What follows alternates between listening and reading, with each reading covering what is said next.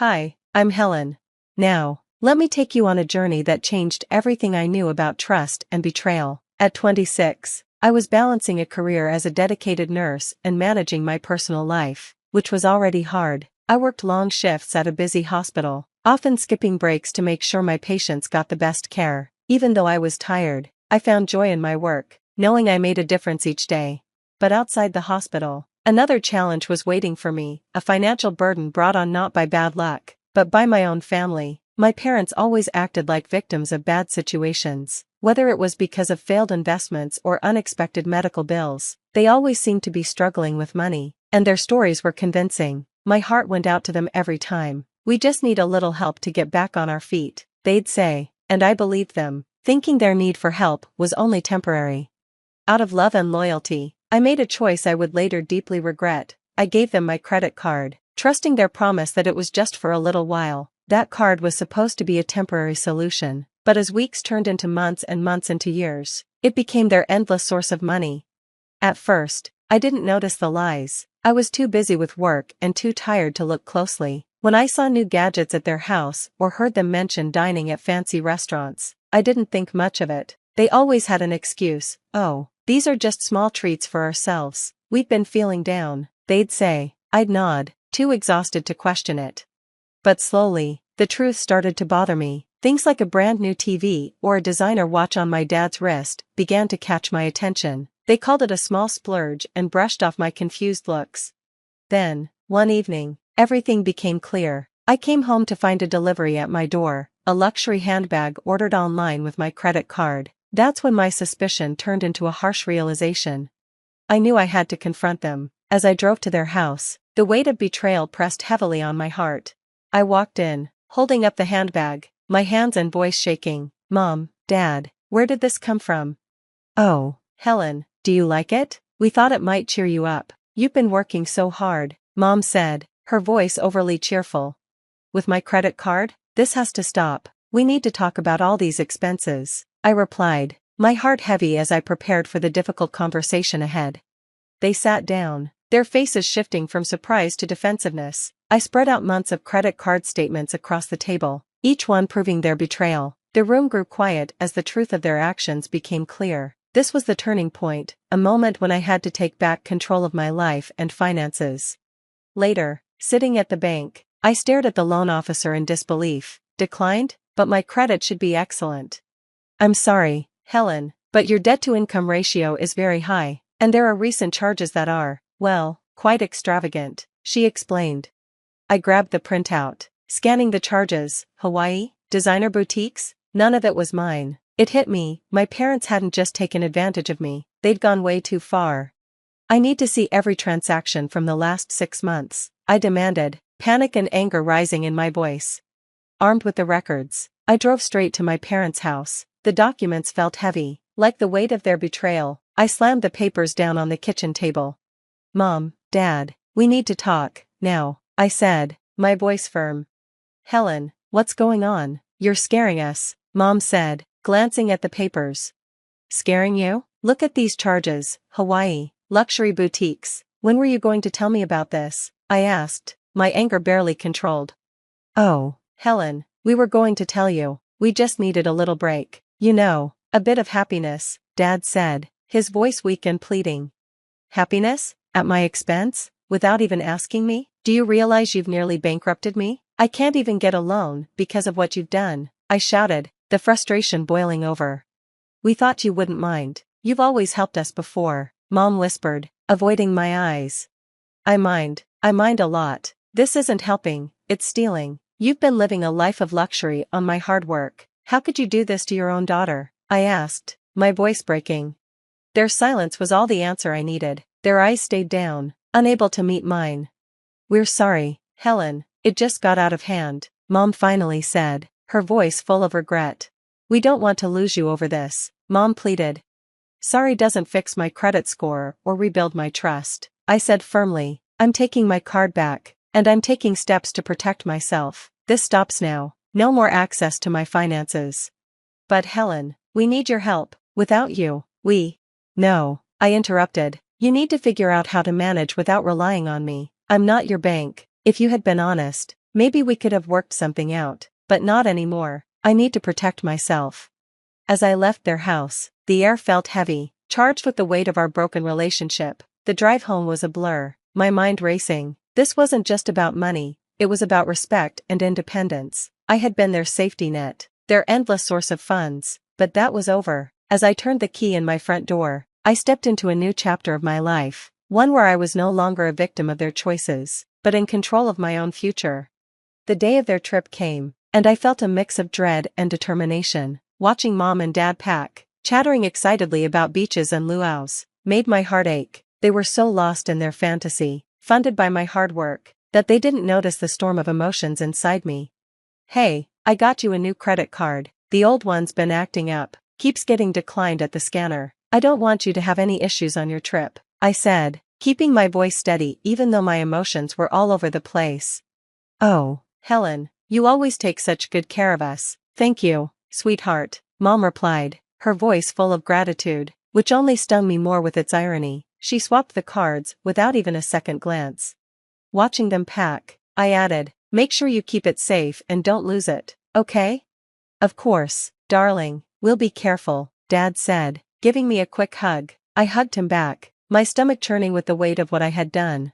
The card they now held was a dummy. They had no idea that their access to my finances was finally cut off. I watched them drive off to the airport. As soon as their car disappeared around the corner, I felt a weight lift from my shoulders, only to be replaced by another, the heavy anticipation of what was to come. I headed back inside, my steps feeling heavier with each moment. Over the next few days, my routine centered around checking my online banking app constantly, my anxiety growing by the hour. Then it happened. The first notification popped up, a charge attempt at a luxury resort for a lavish dinner, declined. I exhaled a breath I hadn't even realized I was holding. Later that evening, while I tried to distract myself with a book in my quiet living room, another alert came through. This time, it was for a spa treatment, declined again. I could almost picture the scene, Mom and Dad, relaxed and unaware, suddenly confused as the spa attendant politely handed back the card, a frown on her face. "I'm sorry, but there seems to be a problem with your card. It's been declined." "That can't be right. Run it again, please," Dad would insist, his voice confident but tinged with embarrassment. After the third attempt and yet another apology from the attendant, their confusion would turn to frustration. I imagined them stepping aside, calling the credit card company as their perfect holiday began to unravel. The phone rang late into the night, but I let it go to voicemail. Mom's voice came through, filled with panic. "Helen, darling, there's something wrong with the card. We can't pay for our treatments, and they're quite upset. Can you check on it for us?" I waited, gathering my thoughts before calling back. "Mom, I'm looking into it. I'll see what I can do," I lied, feeling a pang of guilt but reminding myself that this was necessary. They needed to understand the consequences of their actions. The next day brought more declined transactions, a shopping spree, a helicopter tour, a gourmet lunch. Each notification was a step closer to their realization and my freedom. This tough love was the hardest thing I'd ever done, but it was crucial for my own survival. They had to learn, and reality was the only teacher that could get through to them. Early the next morning, the phone rang again, piercing the silence. I braced myself as I answered. Dad's voice, usually so confident, trembled with desperation. "Helen, please, we need your help. We can't pay for the hotel, and they won't let us check out until we settle the bill." Taking a deep breath, I steadied my voice, making sure each word carried the weight of my decision. "Dad, no, I won't bail you out this time. Do you even realize what you've done? Years of lying and using me, enough is enough." "But we're your parents, Helen, you can't just leave us stranded." We apologized. "Okay, we're sorry." Sorry doesn't change the past, Dad. It doesn't erase the debt you've piled up in my name, and it doesn't rebuild the trust you shattered. You need to understand the consequences of your actions, I said, my voice firm yet steady. They had crossed too many lines, and now, it was time for them to face the reality of what they had done. "Helen, we really didn't think it would come to this. We thought we could manage it, that you wouldn't have to know," Mom said, her voice a mix of pleading and regret. "Not have to know? You committed fraud in my name," I replied, the weight of their betrayal echoing in the stillness of my kitchen. "I've already taken steps to prevent any further damage. The card you have is cancelled. You need to figure out how to get back on your own. But we have nothing here, no money, Not even for a flight back. Please, just this once more, Dad begged, desperation in his voice. No, Dad, this is the hard lesson you need to learn. From now on, you handle your finances, and I handle mine. No more mixing, no more helping out. It's time for both of you to take responsibility. As their protests grew more frantic, a pang of sorrow hit me, for the parents I thought I had, but that feeling was quickly overshadowed by a stronger sense of duty to myself. I need to go now. I hope you find a way back, and I truly hope you learn from this. Goodbye, Mom and Dad. Hanging up the phone, the finality of the moment settled over me like a heavy blanket. The bridge had been burned, the ties cut. It was a decision shaped by years of hidden exploitation, now painfully exposed. I sat down, a swirl of emotions taking hold, grief for what was lost, but also a new sense of freedom from the financial chains I'd unknowingly worn for so long. The house was quiet, too quiet, as if it, too, was breathing a sigh of relief. This was my new reality, no longer a victim, but a survivor, no longer a daughter manipulated by guilt, but an independent woman stepping into a future I would control. I stood in my modest apartment, watching the sun dip below the city skyline, the weight of my decisions wrapped around me like a cloak. It was done. The calls to my credit companies, the fraud alerts, consultations with a financial advisor, every step carefully planned to secure my future. In the quiet of my living room, I dialed legal services, ready to hold my parents accountable, not out of spite, but necessity, to prevent future betrayals.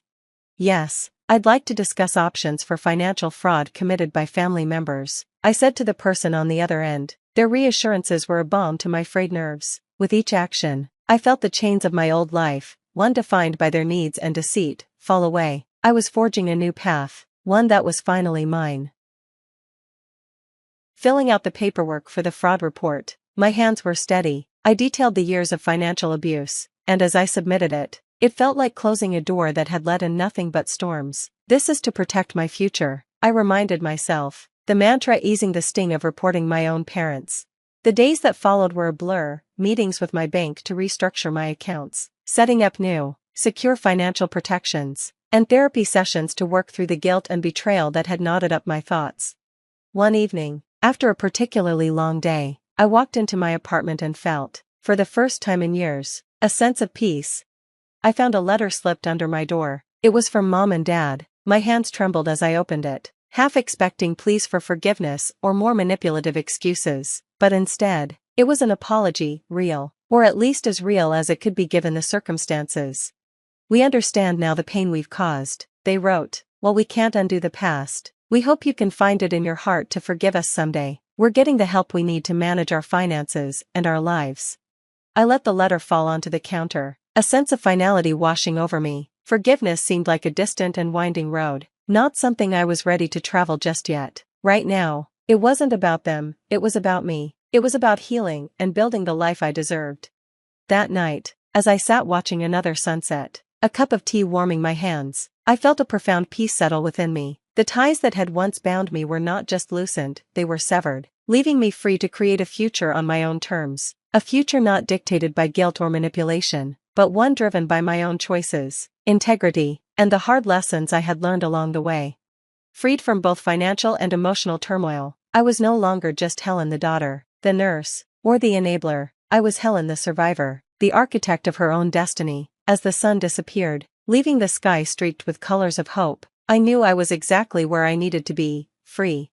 Now that Helen has taken bold steps to free herself from financial and emotional manipulation, how would you handle a similar situation with someone close to you? Would you be able to make the tough decisions necessary to protect yourself? Let's discuss in the comments below. Share your thoughts and experiences. If you found Helen's journey inspiring or thought-provoking, don't forget to like this video and subscribe to our channel for more stories like this. Your support helps us bring these important narratives to light. Thanks for watching, and I look forward to reading your comments.